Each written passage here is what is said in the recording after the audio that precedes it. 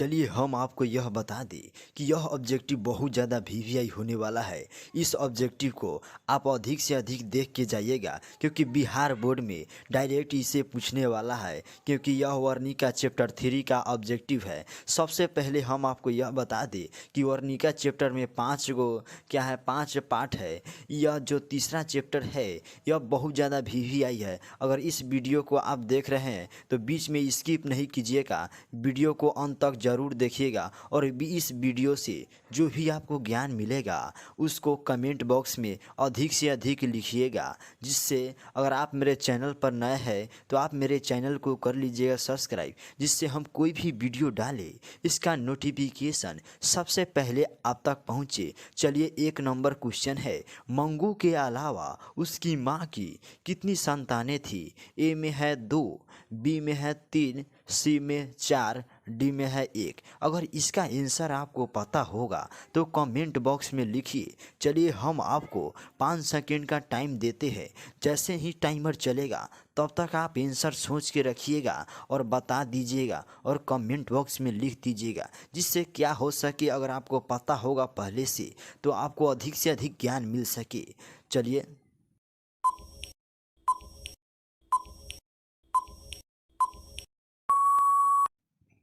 चलिए इसका सही आंसर हो जाएगा ऑप्शन नंबर सी 4।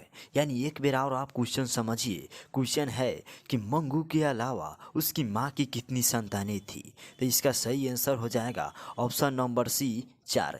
यानी इस वीडियो को 1 से 2 बार देखिएगा तभी आपको समझ में आएगा। कहा जाता है या आप देखते हुइएगा पिक्चर या सीरियल, उसको एक बार देखिएगा तो उतना याद नहीं हो पाता है, ना उतना क्लियर हो पाता है। अगर उसको आप 2 से 3 बार देख लीजिएगा तो क्या होगा, क्लियर हो जाता है। यानी विलेन से लेके हीरो से लेके यानी सबका याद आपका याद रहता है। हीरो हीरोइन का नाम क्या होता है आपको याद अधिक से अधिक रहता है। इसलिए हम कह रहे हैं कि इस वीडियो को 2 से 4 बार देखिएगा, जिससे आपको अधिक से अधिक समझ में आ जाएगा। चलिए अब हम लोग 2 नंबर क्वेश्चन को समझते हैं। 2 नंबर क्वेश्चन में है कि माँ कहानी किस लेखक द्वारा रचित है? ए में है ऑप्शन में श्रीनिवास, बी में सातकोरी होता, सी में ईश्वर पेटलीकर, डी में सुजाता। चलिए इसका आंसर आपको पता होगा तो कमेंट बॉक्स में अधिक से अधिक लिखिए, जिससे क्या हो आपका ज्ञान की वृद्धि हो सके। कहा जाता है कि मेहनत इतनी खामोशी से कीजिए कि सफलता आपकी शोर मचा दे। हल्ला गुल्ली करने से कुछ नहीं होगा, आपको मेहनत इतना करना होगा कि आपकी सफलता आपको कदम चूमेगी। चलिए इसका आंसर अधिक से अधिक कमेंट बॉक्स में बताइए।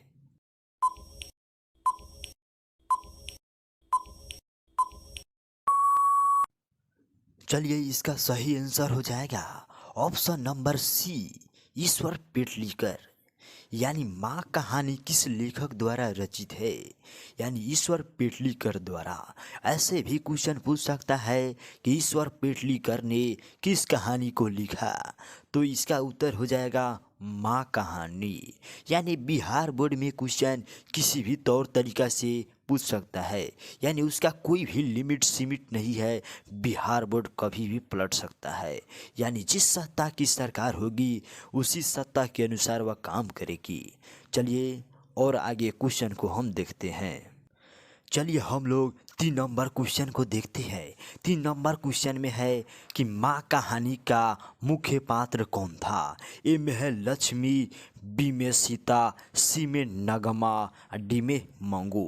यह क्वेश्चन 2023 में पूछने वाला है। यानी 2023 में क्या है यह पूछ चुका था, अब 2024 में पूछेगा। यह क्वेश्चन बहुत ज़्यादा वीवीआई है, यानी एग्जामिनर जो सवाल बनाता है उसके दिमागों में घूमते रहता है यह सवाल। चलिए इसका आंसर हम लोग देखते हैं।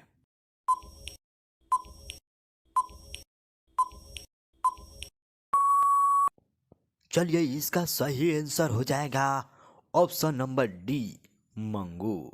यानी एक बार और आप क्वेश्चन को समझ लीजिए, जिसको आपको समझने में कोई परेशानी नहीं होगी। क्वेश्चन है कि माँ कहानी का मुख्य पात्र कौन था। यानी माँ कहानी का मुख्य पात्र मतलब मुख्य यानी भूमिका निभाने वाला। तो इसका सही आंसर हो जाएगा ऑप्शन नंबर डी, मंगू। यानी माँ कहानी का मुख्य पात्र कौन था, मंगू। चलिए 4 नंबर क्वेश्चन है कि मंगू जन्म से ही थी। ए में हो जाएगा पागल, बी में है गूंगी, सी में है अंधी। अगर इसका आंसर आपको पता होगा तो कमेंट बॉक्स में अधिक से अधिक लिखिए। अगर आप मेरे चैनल पर नए हैं तो मेरे चैनल को लाइक करना ना भूलें और सब्सक्राइब करना भी ना भूलें। और सबसे पहले लाइक कीजिए, सब्सक्राइब कीजिए, कमेंट कीजिए, और जिससे हम कोई भी वीडियो डालें इसका नोटिफिकेशन सबसे पहले आप तक पहुँचे। चलिए इस क्वेश्चन को हम लोग देखते हैं।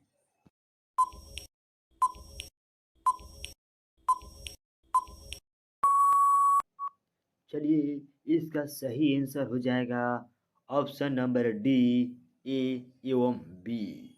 यानी ए मतलब पागल, बी मतलब गूंगी। यानी मंगू जन्म से ही पागल एवं गूंगी थी।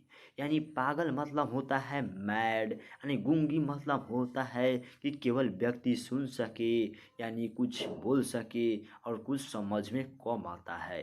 गूंगा मतलब क्या होता है, डम्ब, जैसे उसको कम बुझाएगा या कम बोल सकता है, ऐसी प्रवृत्ति की कौन था, मंगू। यानी मंगू क्वेश्चन कह रहा है कि मंगू जन्म से ही थी। यानी मंगू लड़की का नाम है, बल्कि लड़का के नहीं। यह भी कभी कभी पूछ देता है कि मंगू लड़का था कि लड़की। आपको तमाम बातों पर ध्यान रखते हुए आगे बढ़ना है और वीडियो को अधिक से अधिक शेयर करना है। चलिए 5 नंबर क्वेश्चन है, मंगू के कितने भाई थे।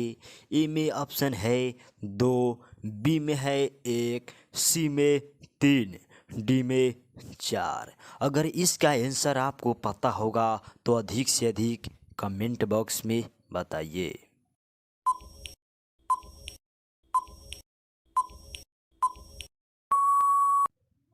चलिए इसका सही आंसर हो जाएगा ऑप्शन नंबर ए, 2। यानी क्वेश्चन को एक बार और समझिए, मंगू के कितने भाई थे।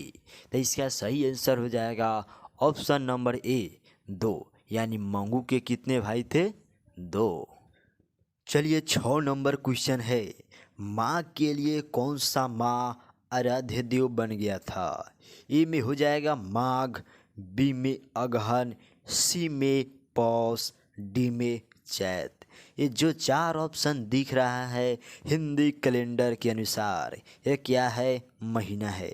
जैसे हम लोग जानते हैं कि जनवरी होता है, फरवरी होता है, मार्च होता है, उसी तरह यह हिंदी कैलेंडर के अनुसार यह माघ है, अगहन है, पौष है और चैत है।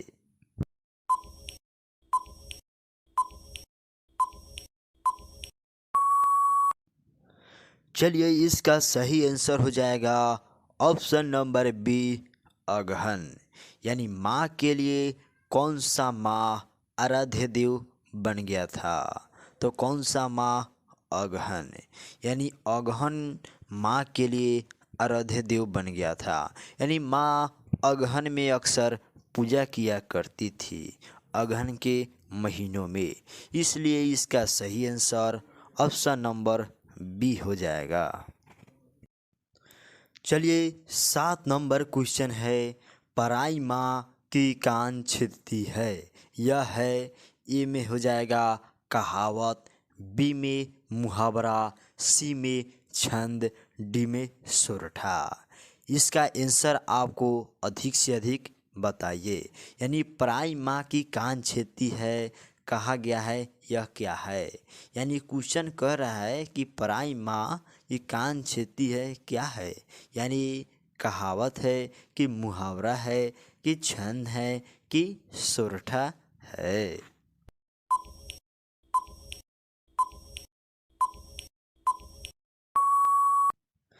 चलिए इसका सही आंसर हो जाएगा ऑप्शन नंबर ए कहावत।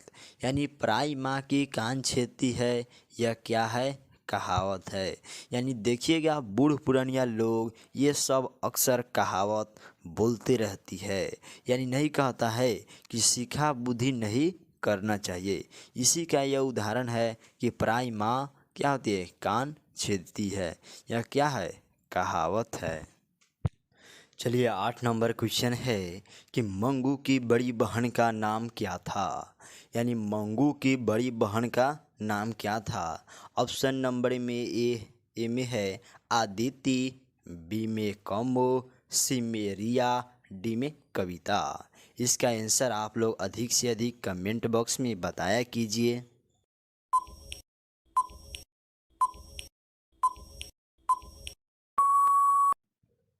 चलिए इसका सही आंसर हो जाएगा ऑप्शन नंबर बी कौमू। यानी मंगू की बड़ी बहन का क्या नाम था? कौमू। चलिए 9 नंबर क्वेश्चन है कन्या विद्यालय में पढ़ने वाली लड़की जो बाद में पागल हो गई उसका नाम क्या था? ए में है कुसुम, बी में मीरा, सी में मधु, डी में सविता। यानी कन्या विद्यालय में पढ़ने वाली लड़की जो बाद में पागल हो गई उसका नाम क्या था? यही क्वेश्चन कह रहा है।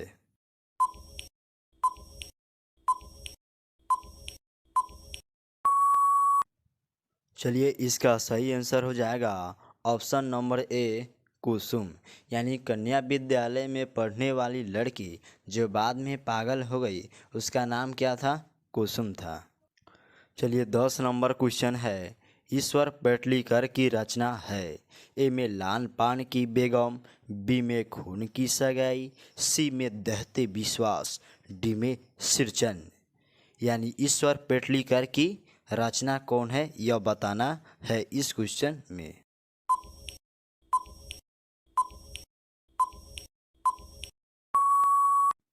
चलिए इसका सही आंसर हो जाएगा ऑप्शन नंबर बी खून की सगाई।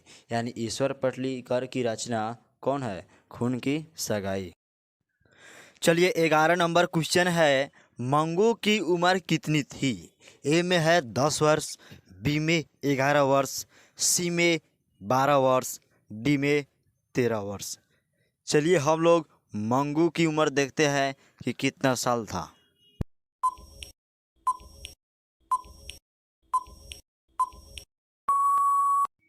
चलिए इसका सही आंसर हो जाएगा ऑप्शन नंबर सी 12 वर्ष। यानी मंगू की उम्र कितनी थी? 12 वर्ष। 12 नंबर क्वेश्चन है मंगू को पागलपन का रोग कब से था? ए में है 6 वर्ष की अवस्था से, बी में जन्मजात से, सी में 10 वर्ष से, डी में इनमें से कोई नहीं। यानी मंगू जो पागल थी वह कब से पागल थी? यानी क्वेश्चन को देखिए उलट फेर के भी पूछ सकता है। ऐसे भी पूछ सकता है कि पागल कौन थी या पागल वह कब से थी। यानी क्या होगा? क्वेश्चन बिहार बोर्ड इधर उधर से पूछते रहता है। चलिए इसका आंसर हम लोग देखते हैं।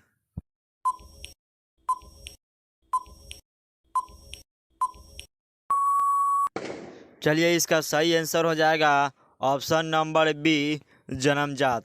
यानी मंगू को पागलपन का रोग कब से था? जन्मजात से।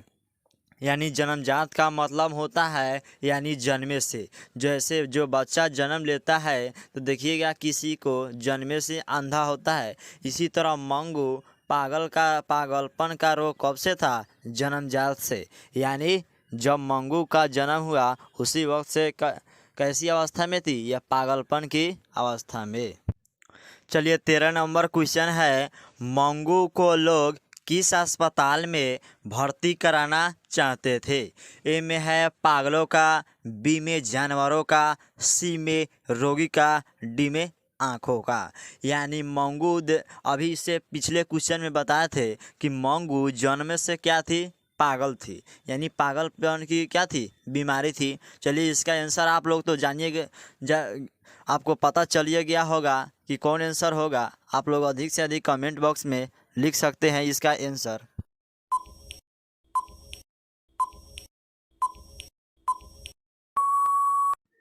चलिए इसका सही आंसर हो जाएगा ऑप्शन नंबर ए, पागलों का। यानी मंगू को लोग किस अस्पताल में भर्ती कराना चाहते थे? पागलों का। अब देखिए इसलिए भर्ती कराना चाहते थे पागल के हॉस्पिटल में क्योंकि मंगू जन्मे से क्या थी? पागल थी। इसलिए पागलों का हॉस्पिटल में ले जाना चाहती थी। अब देखिए कोई पागल हो जाएगा तो पागल के हॉस्पिटल में ले जाएगा, बल्कि तो मवेशी अस्पताल में तो ले नहीं जाएगा, क्योंकि देखिए मवेशी अस्पताल मवेशी के लिए बना है और पागल खाना पागल व्यक्तियों के लिए बना है। इसलिए इसका सही आंसर हो जाएगा ऑप्शन नंबर ए, पागलों का। चलिए 14 नंबर क्वेश्चन है, माँ कहानी में किसकी ममता का वर्णन किया गया है?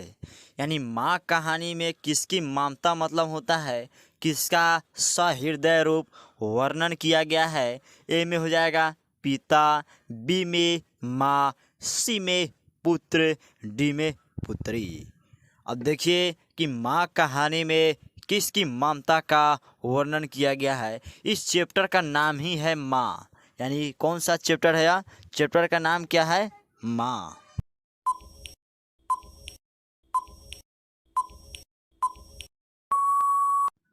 चलिए इसका सही आंसर हो जाएगा ऑप्शन नंबर बी, माँ। यानी माँ कहानी में किसकी ममता का वर्णन किया गया है? माँ का। यानी देखिए चैप्टर का नाम ही है माँ, इसलिए क्या है? माँ का वर्णन किया गया है।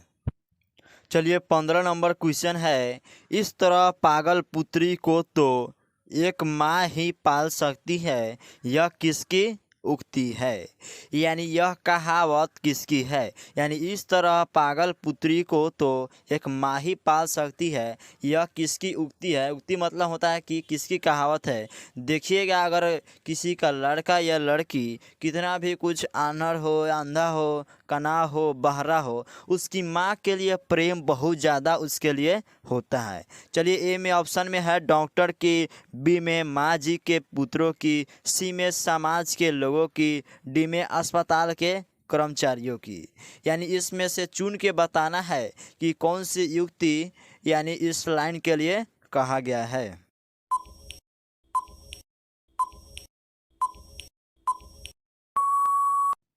चलिए इसका सही आंसर हो जाएगा ऑप्शन नंबर सी, समाज के लोगों की। यानी इस लाइन कौन बोला है? समाज के लोगों की। यानी समाज के लोगों कह रहा है कि उसकी माँ के बिना बेटी क्या है? अधूरी है। देखिए कहता है समाज के लोग कि उसकी माँ क्या है? ममता की मूर्ति है अपने बेटी के लिए, अपने बेटा के लिए। यानी माँ के अलावा कोई बेटा या बेटी की बात नहीं सुन सकता है। माँ तो ममता की मूर्ति होती है जो अपने बेटा को या बेटी को बहुत अच्छे से समझाती है, बुझाती है और अधिक से अधिक बातों के लिए क्या करती है? मोटिवेशन देती है। चलिए 16 नंबर क्वेश्चन है कि खून की सगाई किसकी प्रसिद्ध कहानी है? ए में है श्रीनिवास, बी में ईश्वर पेटलीकर, सी में सात कोरी होता, डी में सांवरदैया। यानी खून की कहानी किसकी प्रसिद्ध कहानी है, यह आपको बताना है।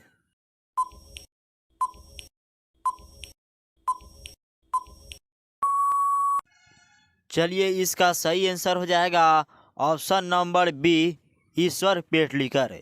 यानी खून की सगाई किसकी प्रसिद्ध कहानी है? ईश्वर पेटलीकर। और देखिए इस क्वेश्चन को एक और तरीका से पूछता है कि खून की सगाई किनकी रचना है? तो इसका भी उत्तर हो जाएगा ईश्वर पेटलीकर। और देखिए एक और तरीका से पूछता है कि ईश्वर पेटलीकर द्वारा किस कहानी को लिखा गया? तो क्या हो जाएगा? खून की सगाई। चलिए 17 नंबर क्वेश्चन है, माँ कहानी में कौन पागल था? ए में है मंगू की माँ, बी में मंगू, सी में मंगू का भाई, डी में मंगू की बहन। यानी माँ कहानी में कौन पागल था? इसी का आंसर चुनना है आपको।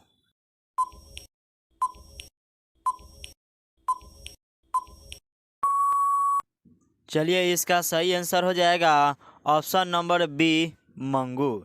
यानी माँ कहानी में पागल कौन था? मंगू था। अब देखिए इस क्वेश्चन को एक बार और उल्टा करके पूछता है कि मंगू जो पागल था वह किस कहानी से वर्णित है? तो क्या हो जाएगा? माँ। चाहे एक और क्वेश्चन पूछेगा कि माँ कहानी में कौन पागल था? तब मंगू था। यानी बिहार बोर्ड में क्वेश्चन को क्या करता है? घुमा फिरा के इधर से उधर पूछते रहता है। कहा जाता है कि घी अगर सीधे उंगली से ना निकले तो टेढ़ा करके क्या करना चाहिए? उसे निकाल लेना चाहिए। चलिए 18 नंबर क्वेश्चन है, मंगू किस कहानी की पात्र है? ए में दही वाली मंगमा, बी में नगर, सी में दहते विश्वास, डी में माँ। इसका आंसर आपको कमेंट बॉक्स में लिखना है। चलिए आज हम लोग वर्णिका चैप्टर 3 का VVI ऑब्जेक्टिव किए हैं। इस चैप्टर में इतना ही ऑब्जेक्टिव था जो बहुत ज़्यादा VVI है। बिहार बोर्ड 2024 में इस चैप्टर से अधिक ऑब्जेक्टिव पूछेगा। अगर अभी तक आप चैप्टर 1 और चैप्टर 2 नहीं देखे हैं तो जाके हमारे चैनल ओरल ऑब्जेक्टिव में जाके देख सकते हैं। अगर आप चाहते हैं कि सभी सब्जेक्ट का ऑब्जेक्टिव मिले तो हमारे चैनल पर सभी सब्जेक्ट का ऑब्जेक्टिव अवेलेबल है। जाके आप सभी वीडियो को प्रोवाइड कर सकते हैं और देख सकते हैं। और अधिक से अधिक हमारे चैनल को लाइक कीजिए, सब्सक्राइब कीजिए, कमेंट कीजिए और शेयर कीजिए। अगर अभी तक आप मेरे चैनल को सब्सक्राइब नहीं किए हैं तो कर लीजिए और बेल आइकन को प्रेस कर लीजिएगा, जिससे हम कोई भी वीडियो डालें इसका नोटिफिकेशन सबसे पहले आप तक पहुँचे। चलिए वीडियो को अंत तक देखने के लिए आपका बहुत बहुत धन्यवाद। फिर मिलते हैं हम लोग अगले वीडियो में। जय हिंद, जय भारत।